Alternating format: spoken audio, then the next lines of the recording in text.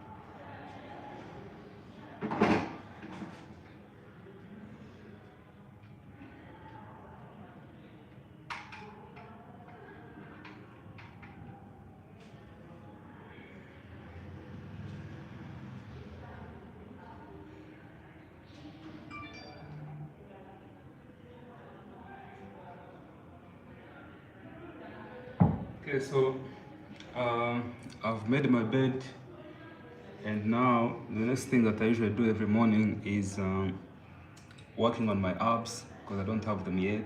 But I also like working on them as an exercise that helps me wake my brain up. And usually when you wake up in the morning, you can go for a run, you can do yoga, you can take an ice bath. But for me, I like doing abs, and it helps me wake my brain up. And right now, we're going to do some abs. So I'll sit with the phone. I think this will be enough.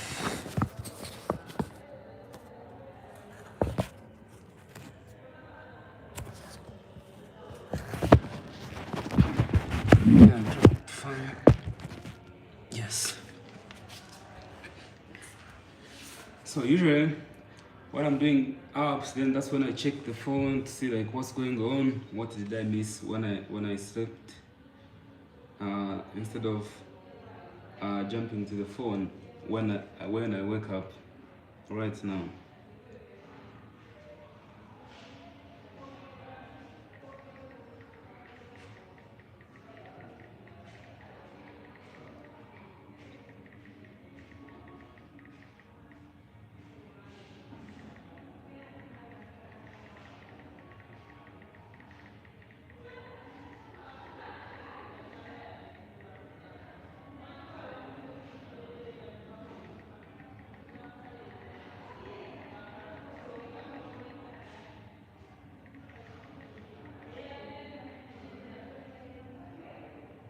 Okay, so now the first exercise that we're going to do today, I don't know the name, but I usually do it.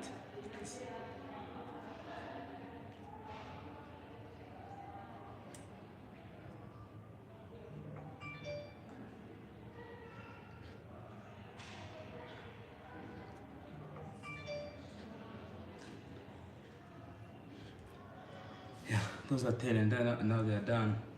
So also yesterday I realized that the message I was sharing, you guys didn't really get it because the sound was off. But I was trying to talk about September being a suicide prevention month.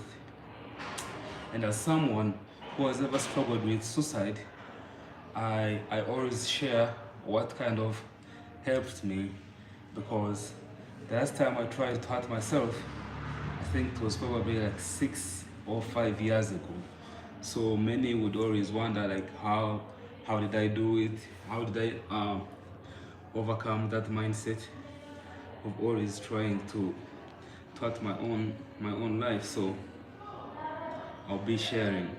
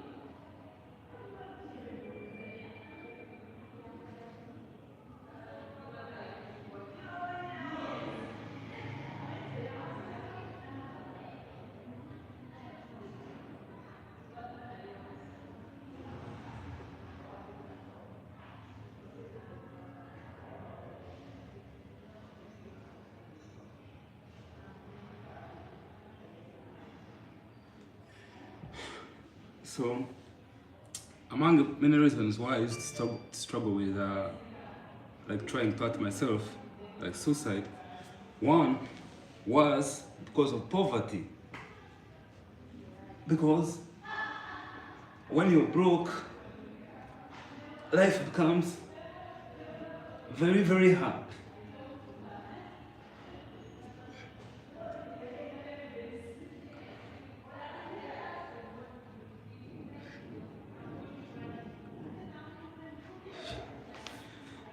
And another thing is, I think I was having issues with my family. as a kid. Let me try to think of another issue.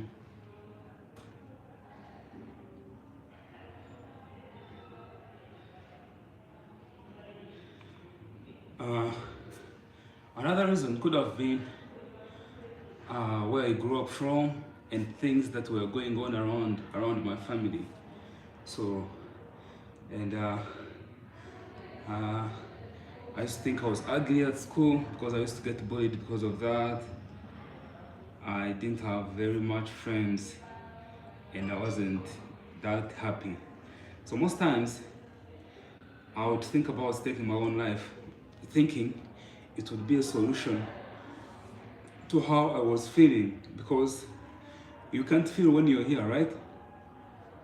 So most times I would contemplate suicide all the time. Like every time my parents said they were going to punish me for doing a mistake, in my mind would be like, if I wasn't here, then they wouldn't have any person to punish. Or if maybe my parents were very rich and they had stuff to do, they wouldn't even think about like punishing us. But if you're watching this, you could have your own reasons why the idea of taking your own life or ending your own life comes to you. And there could be many reasons. But let me read to you this quote.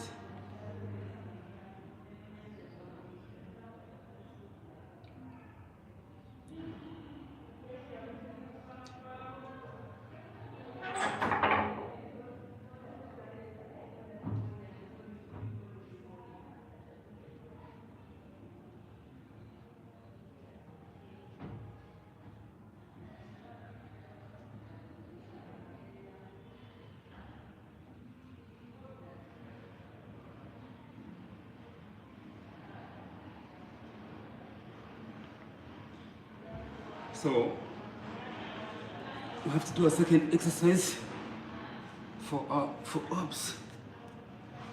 Let me extend here.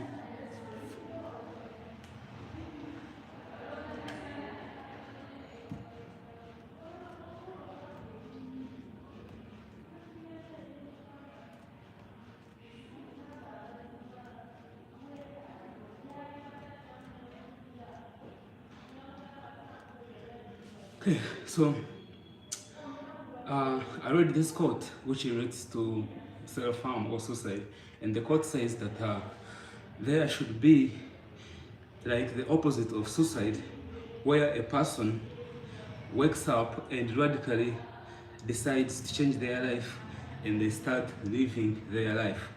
And I discovered that part where from trying to hurt myself all the time to deciding to start this self-improvement journey. And if you remember this channel, I always used to post about Andrew Tate all the time because he helped me discover that fire in me where I was like, okay, now I can't kill myself because that will be a total disgrace to God who created me. It will be a shame to my parents who gave birth to me, to my ancestors, my great grandparents who escaped like the wars, the animals, survived living in the world to give birth to my father, and my father to give birth to me in the conditions that they lived in, for me to wake up today and decide to end my own life just because I'm thinking life is hard here and there, I'm suffering and all of that. So one of my favorite quotes, which I always use on my YouTube, is that no one is coming to save you. I mean, literally, no one is coming to save you. And I'm not talking about this in an aspect of being a Christian or being a Muslim or whatever religion you believe in, because definitely Jesus saves you spiritually, but physically, how I understood that tenet of saying that no one is coming to save you, it was relating to no one is come to come and change how you feel or do things for you or achieve the goals for you or the dreams for you if you don't wake up and do that for yourself. So write that down. Now, rule number one, no one is coming to save me. write it down and try to reflect on it as I do my second exercise.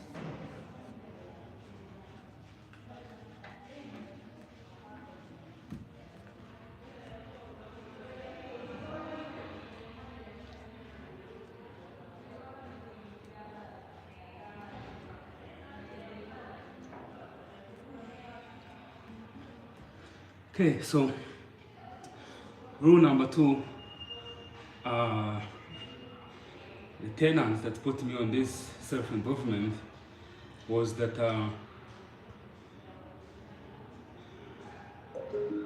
if you were the best, it goes like this: you are not who you could be, and there is always pain in knowing that. So most times, I think these ideas of self-harm, they would come to me because I wasn't anybody. Maybe that's what I used to think. Or I wasn't who I was meant to be. Even right now, I am not who I was meant to be. But now I know it, and it causes some kind of pain, knowing that you have some kind of an explored potential that you're sitting on. And Jordan Peterson usually asks this question that imagine if you were doing everything you know you were supposed to do for the past 10 years or for the past 5 years, who could you be? And now try to change it and imagine if you started doing what you know you're supposed to be doing. What would you be like in the next 5 to or in the next 1 year if you started today and decided to change your self-loathing habits and started to adopt living a meaningful life, the one where even if you suffer, but sometimes when you're suffering and you know you're suffering for something better, or you're suffering along the journey of becoming the best version of yourself, it even takes away the suffering part. Like you don't even mind about it because life is already suffering as it is. There's tragedy, there's evil, there is resentfulness. There are many bad things happening in life right now, and I wouldn't lie to you that life is sweet and whatever the people say, but I have adopted a kind of mindset which is that even though I suffer here and there, it could be spiritually, physically, or how, knowing what the aims that I have set for my life or things that I'm trying to achieve, it makes the suffering irrelevant because I know I'm suffering trying to become the best version of myself.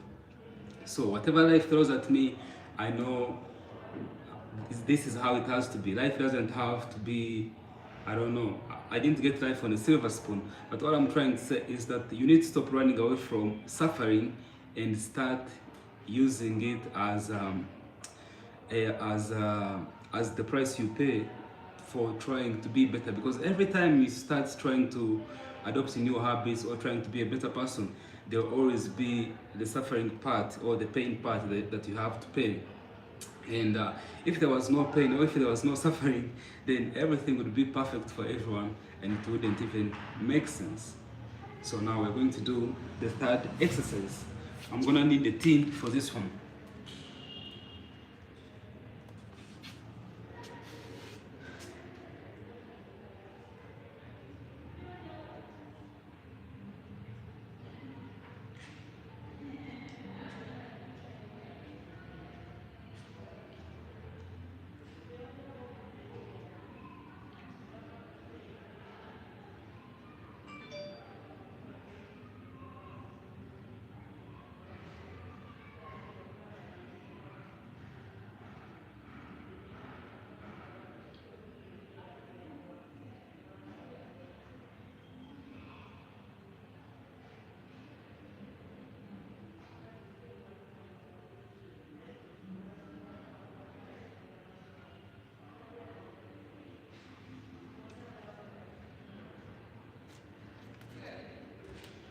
Yeah, so for this exercise, we're going to use, we'll use my creativity.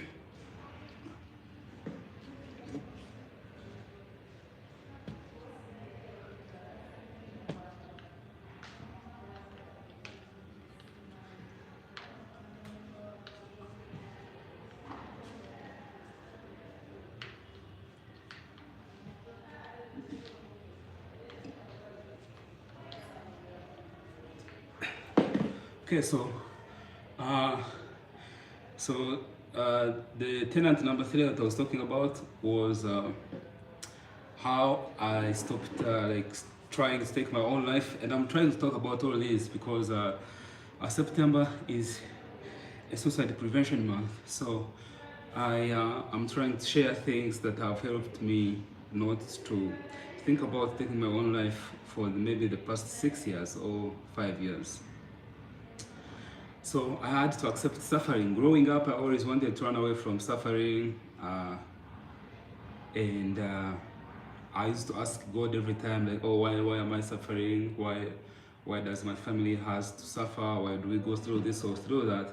And now I've adopted kind of a mindset of knowing that most of the good things that I would want to achieve, or most of the good things that you would want to achieve, you will have to endure the suffering part of it. Even if you're a Christian, maybe I could use this example as well. Jesus had to pass through the suffering of being beaten, carrying the cross, dying for us to later go to heaven. So there are many examples about the suffering that you have to adopt in order to reach at a certain level in your life. Then another part that could be making you feel like suicidal, or that could be making you self-float by yourself, is thinking that you're living a meaningless life. That's how I used to think, like, okay, what am I doing with my life that is really important, or that is going to improve my life? Or what is the meaning of my life, or why am I still here in this world? Those are the questions I used to ask myself. So number one is that you may be feeling like that because you don't have anything going on in your life right now, which makes your life feel purposeless or senseless, because there's nothing that you're doing that makes sense to why you're here. And so one of the things, one of the ways how you can try to put meaning in your life, one could be by setting an aim or setting a goal of what you want to do with your life for now that you're here. Because every time you set an aim, by trying to achieve the aim, you become a different person, or the aim shapes you. You could say, let's say, I'm trying to be in the best physical shape of my life, which means I have had to keep going to the gym to try and eat well, get some quality sleep, also go to the gym every day. And by doing that, I have built discipline, patience, knowing that it's not going to happen in a single day or a single night or a single year. So every time you set an aim, it shapes you as you're trying to achieve an aim. Imagine you want to be like a UFC champion, which means you're going to train every single day, cut out distractions, cut out a lot of different things. So by setting aims in your life, it will give you some kind of meaning to wake up every day and know that I'm aiming at this, I'm aiming at this. But imagine you wake up every day in the morning and you have nothing to do, you have nothing going on in your life, you have no aim with your life, and maybe you get to play video games, watch TV, eat Twinkies all the time. You will definitely feel depressed, and from feeling depressed, feeling idle, feeling bored, and it will lead you on the downward spiral of feeling like your life is nothing, and the only solution you would think is like, maybe I should even take my own life, or I should go shoot at these school kids in things you hear happening in America, and after I'm done that, I will just also shoot myself. So the main point is you have to set aims in your life. And so I don't know what aim you're going to set, but you have to set an aim in your life.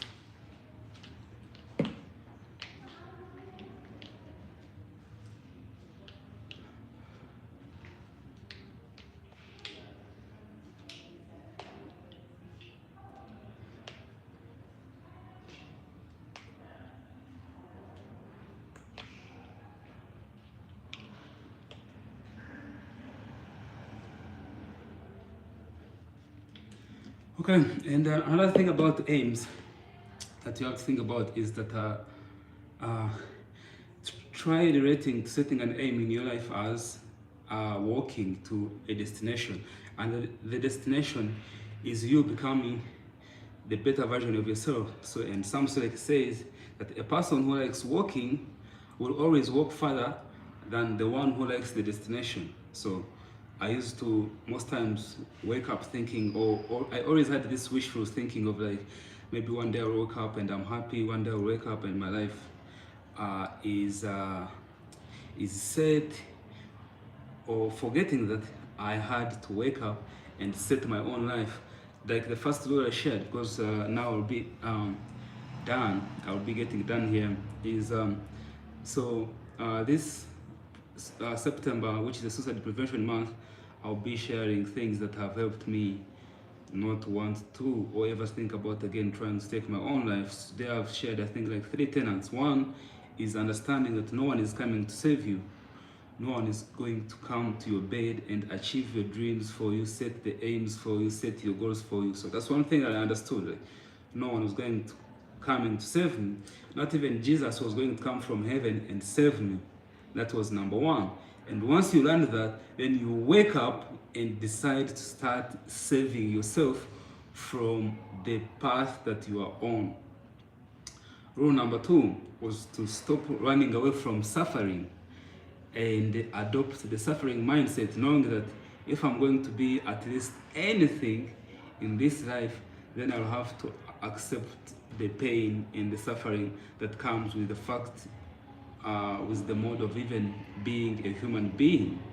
Then thirdly, the thing that I've talked about is setting aims, because every time you set an aim with your life, things you want to do with your life, it shapes who you become.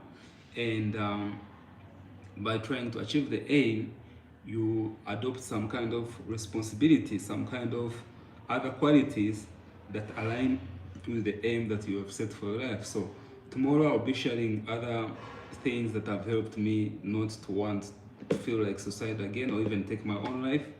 So if you've been watching or you randomly just watch this, subscribe so you know you get notified when I go live again tomorrow. So don't kill yourself, because whatever you think you're going through is not even that big.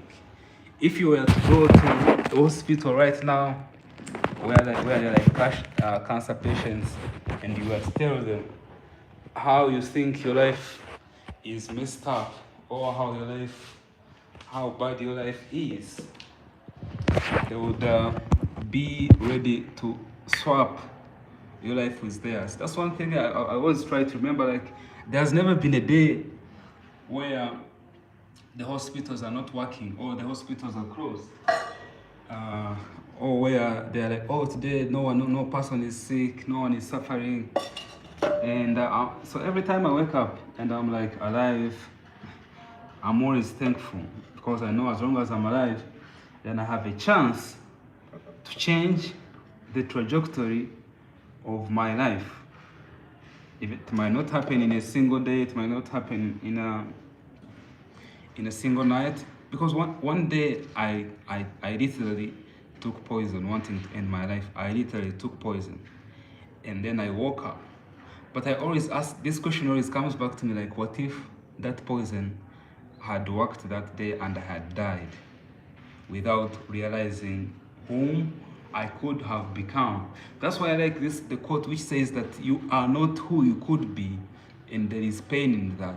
Most of the pain and the suffering I was having, it was knowing that I'm not doing anything, or I'm not whom I want to be. Even right now, I'm not whom I want to be, but I believe I'm on the journey of trying to be whom I could be if I was self-improving my life. So that's why among all the journeys that you can take in this life, one that I have really liked is the self-improvement journey, trying to be better every single day.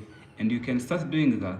And who knows who you could be if you started doing what you know you're supposed to be doing starting from today.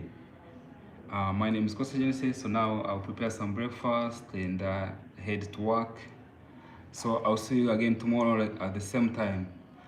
Yeah, let me know in the comments, and I'll see you tomorrow. Stay hard and don't give up. Don't give up yet. You can always commit suicide tomorrow, and when tomorrow comes, you can always still remind yourself, I'll commit suicide tomorrow, tomorrow.